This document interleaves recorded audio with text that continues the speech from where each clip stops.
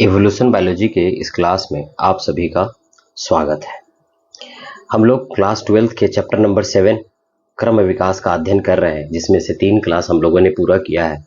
आज इसका चौथा क्लास है और इस क्लास के अंतर्गत आज हम लोग पढ़ेंगे क्रम विकास के सिद्धांत, जिसमें से 2 सिद्धांत प्रमुख है जो अक्सर एग्जाम में पूछा जाता है। पहला है लामार्किज्म और दूसरा है डार्विनवाद,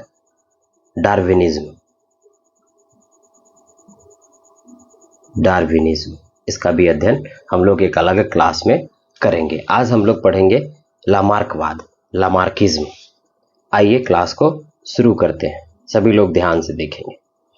जीन बैप्टिस्ट लामार्क, ये वैज्ञानिक का नाम है। यह एक दार्शनिक, जीव वैज्ञानिक और शरीर विज्ञान शास्त्री थे। इन्होंने सर्वप्रथम क्रम विकास का एक पूरा विवरण दुनिया के सामने रखा।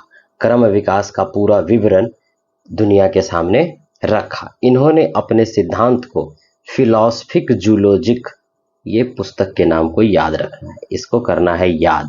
किसके द्वारा लिखा गया है? जीन बैप्टिस्ट लामार्क के द्वारा। किताब का नाम क्या है? पुस्तक का नाम क्या है? फिलॉसफिक जूलॉजिक, 1 नंबर के ऑब्जेक्टिव में उपस्थित रहते हैं। नामक पुस्तक में सन 1809 ईस्वी में प्रकाशित किया और इन्हीं सिद्धांत को लामार्कवाद कहते हैं। इन्हीं सिद्धांत को क्या कहते हैं? लामार्कवाद कहते हैं। लामार्कवाद को निम्न प्रकार से व्यक्त किया जा सकता है। इसके क्या सब गुण है, इस सिद्धांत में क्या सब बातें कही गई हैं, उसका अध्ययन हम लोग अब करेंगे। जिसमें सबसे पहला है आकार में वृद्धि, इंक्रीज इन साइज। जीवों के अंदर की शक्ति शरीर तथा इसके अंगों की वृद्धि करता है। यदि किसी जीव को हम लगातार भोजन दे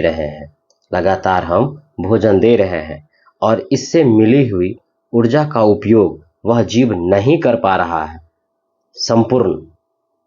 संपूर्ण भाग का उपयोग नहीं कर पा रहा है, तो जो शेष ऊर्जा है उससे उसके शरीर के आकार में वृद्धि होगी। शरीर के आकार में वृद्धि होगी, अर्थात जिस तरह का पोषण प्राप्त होगा या उसका शक्ति होगा तो शरीर तथा इसके अंगों का वृद्धि करेगा। ये किसने कहा? लामार्क ने कहा। दूसरा है प्रकृति का सीधा प्रभाव, डायरेक्ट इफेक्ट ऑफ एनवायरनमेंट। प्रकृति के प्रभाव के कारण जीवों में रचनात्मक परिवर्तन होता है। यदि जीवों में प्रकृति का प्रभाव पड़ता है तो उसमें संरचनात्मक या रचनात्मक परिवर्तन होते हैं। वातावरण के परिवर्तन से जीवों में नई आवश्यकताएं उत्पन्न होती है, जिससे नई आदतें लगती हैं। जैसे लंबी गर्दन वाले जिराफ पहले छोटे गर्दन वाले थे जो घास चरते थे एवं उभयचरों के पूर्वज मत्स्य थे। ये 2 अलग अलग बातें हैं। यहाँ कहा गया कि लंबी गर्दन वाले जिराफ पहले छोटे थे, मतलब बकरी के समान थे, लेकिन जैसे जैसे घास पहले जमीन पे उपस्थित था, छोटे आकार में उपस्थित था, तो आसानी से बकरी के साइज में भी था जिराफ, तो आसानी से चर लेता था।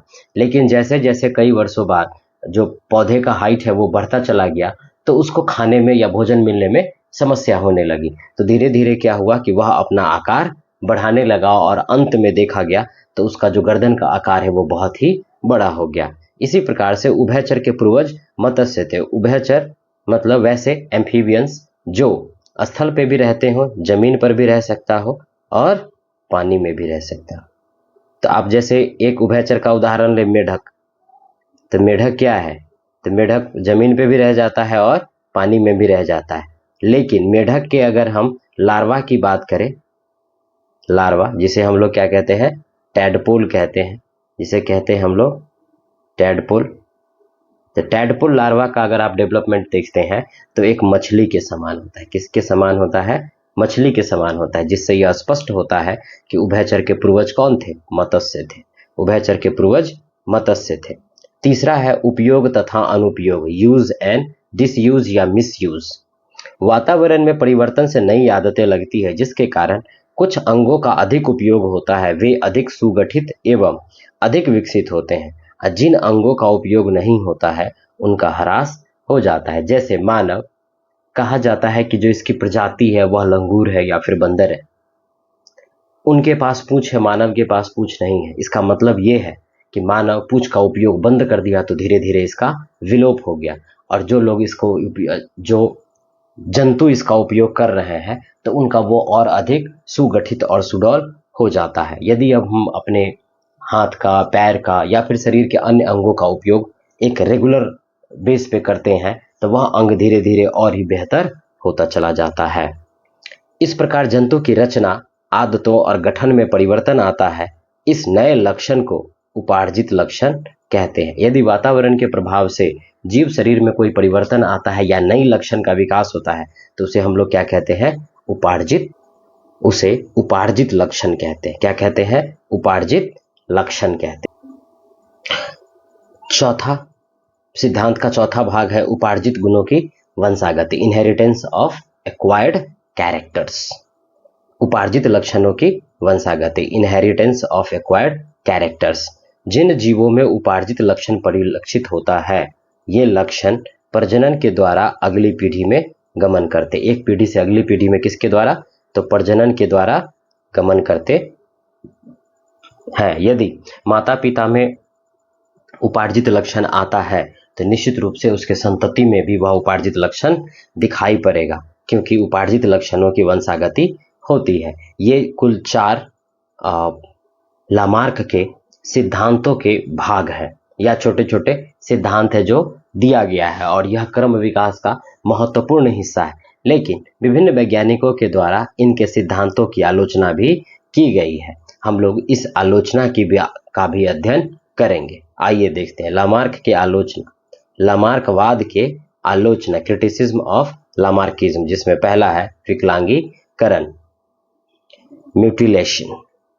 किसी व्यक्ति के टांग कटी हो तो उसके अगली संतान स्वस्थ पैर के साथ जन्म लेती है। मतलब कि यहाँ अभी हम लोग पीछे पढ़े हैं कि उपार्जित लक्षण की वंशागति होती है, तो इसका उपार्जित लक्षण क्या है कि टांग कटी हुई है, लेकिन इसका जो अगली संतान, अगली पीढ़ी का संतान है वह स्वस्थ उत्पन्न होता है, उसका टांग कटा हुआ नहीं होता है। इसका मतलब है कि एक्वायर्ड कैरेक्टर होते हैं, उपार्जित लक्षण होते हैं, वह एक पीढ़ी से दूसरे पीढ़ी में संचरित नहीं होते हैं। इसी प्रकार से जर्मन वैज्ञानिक विजमान ने एक चूहिया की पूंछ काट डाली, फिर भी इसके संतानों के पूंछ लंबे हुए। इस प्रकार उपार्जित लक्षण की वंशागति गलत साबित हो गई। विजमान ने क्या किया, जो जर्मन वैज्ञानिक थे, कि एक चूहिया का पूंछ काट दिया, उसके द्वारा जनन कराया गया, तो देखा गया कि संतति में पूंछ अवेलेबल है। इसका मतलब है कि उपार्जित गुण का वंशागति नहीं होता है। दूसरा क्रिटिसिज्म है, आलोचना है सैलामेंडर पर कैमरर का प्रयोग। देखिए कैमरर ने किस प्रकार सैलामेंडर पर उपयोग किया, देखते हैं। कैमरर वयस्क सैलामेंडर को 4 वर्षों तक पीले रंग के डब्बे में रखा। पीले रंग के डब्बे में रखा कितने वर्षों तक? 4 वर्षों तक। सैलामेंडर के त्वचा पर पीले रंग के धब्बे की संख्या बढ़ी और धीरे धीरे, जैसे अगर ये सैलामेंडर है तो इसके ऊपर, ये अगर सैलामेंडर है तो इसके ऊपर पहले क्या था? डॉटेड लाइन था। लेकिन जैसे जैसे समय बढ़ता चला गया तो देखा गया कि इसके ऊपर एक पीले रंग की पट्टी आना प्रारंभ हो गया। पीले रंग की पट्टी आना प्रारंभ हो गया। जब तक यह डब्बा में था तब तक इस पे पट्टी बन गया, लेकिन जैसे ही इसको बाह्य वातावरण में रखा गया, बाहरी वातावरण में रखा गया, तो यह फिर से पुनः डॉटेड लाइन के रूप में कन्वर्ट हो जाता है। इसका मतलब है कि जो उपार्जित गुण इसको 4 साल में आया, उस उपार्जित गुण का वह एक पीढ़ी से दूसरे पीढ़ी में स्थानांतरित नहीं कर पाया, जिसके कारण बाहरी वातावरण में जाते ही इस जीव पर जो पीले पीले रंग के धब्बे थे उसी धब्बे के रूप में रह गए। प्रयोग की दूसरी ओर इन्होंने सैलामेंडर को काले रंग के डब्बे में रखा, जिससे दूसरी पीढ़ी में बच्चे काले रंग के उत्पन्न हुए। इस प्रकार इन्होंने उपार्जित लक्षणों की वंशागति को प्रमाणित करने का प्रयास किया, परंतु इन जीवों के आनुवंशिक गठन में कोई परिवर्तन नहीं होता है। अर्थात जैसे ही एक पीढ़ी से अगली पीढ़ी में जाता है तो फिर से वह जीव पुराने जैसा ही हो जाता है या अपने पूर्वज के जैसा हो जाता है। इस प्रकार उपार्जित गुणों की वंशागति एक पीढ़ी से अगली पीढ़ी में नहीं होती है। इसी के साथ लामार्किज्म समाप्त होता है। 5 मार्क्स में यह लामार्किज्म पूछा जाता है।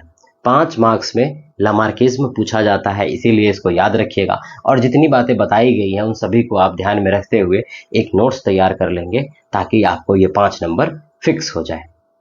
आप भी देखिए इस वीडियो को और अपने दोस्तों को भी दिखाइए, ताकि उनका भी मार्क्स बढ़ सके और बहुत अच्छे से। कोई समस्या हो तो आप आसानी से कमेंट कर सकते हैं, बता सकते हैं।